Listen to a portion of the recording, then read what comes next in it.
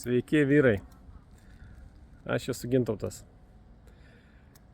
Gentyse spalio 7 dieną organizuojam vyrų visos dienos vidinį darbą Virsmas. Ten aš vesiu grupę, kurioje aš bandysiu susitikti su jumis. Šis susitikimas bus apie susitikimą.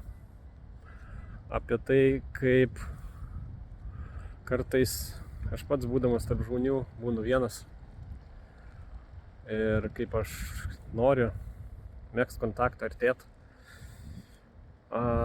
Norėsiu tyrinėti ribas, kaip mes priartėjam, kartais peržengiam. Ir kadangi šiuo metu studijuoju gestaltą, tai bus daug eksperimentų, patyrimų čia ir dabar.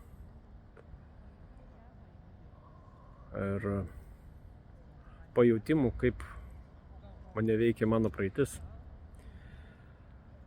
Ir tikiuosi bus ryšio kontakto. Atvarykit ir tikiu, kad išeisim nebe po vieną, arba mažiau po vieną. Arba įvyks mažas virsmas, mažas žingsnis link to. Lauksiu. Iki.